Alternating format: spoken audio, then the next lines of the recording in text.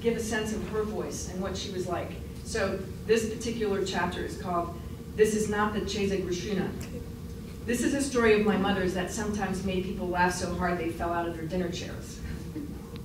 When my father went to Vietnam in 1973 to do a series of articles for the New York Times magazine, my mother took Jamie and me to Kloster, Switzerland for 2 weeks during our winter vacation.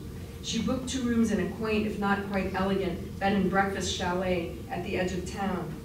Gloria shared a room with me, and Jamie had one down the hall.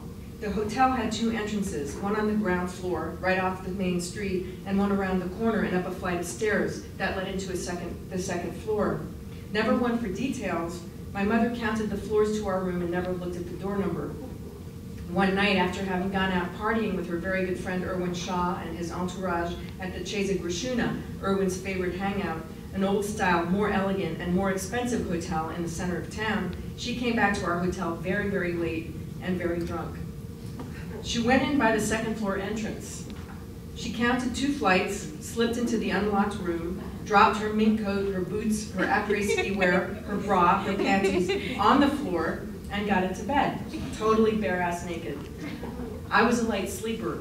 You know, Kaylie's such a neurotic. She was afraid I'd wake up and never go back to sleep. After a little while, she started to hear a very loud and guttural snoring and reached over to feel if I was all right, and instead felt a man's hairy chest. "Kaylie," she cried out. A German matron sat up suddenly on the other side of her husband, switching on the light. "Was ist das?" The wife, upon seeing a naked woman lying on the other side of her husband, started screaming. Gloria tried desperately to explain that she'd made a mistake, but she couldn't speak a word of German. She tried English, then French, to no avail. The Germans saw no humor in this. She always said if they were French, it would have been no problem. Finally, Gloria covered her large breasts with one arm, slipped out of the bed, gathered up her discarded clothes, put her mink coat on over her naked body, and tiptoed quietly out the door. Unfortunately, she forgot her purse and was caught. While an hour earlier she'd been afraid to wake me up, she now woke me up by shaking me wildly, and in fits of uncontrollable laughter told me the whole story. For me, the funniest part was seeing her so vulnerable.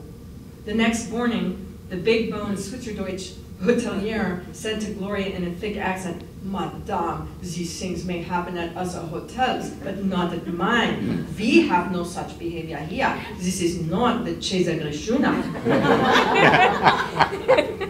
It took the careful diplomacy of Marion Shaw, Irwin's ex-wife, who also still lived in Closters, to intervene on Gloria's behalf and calm the hotelier down. Thank you very much.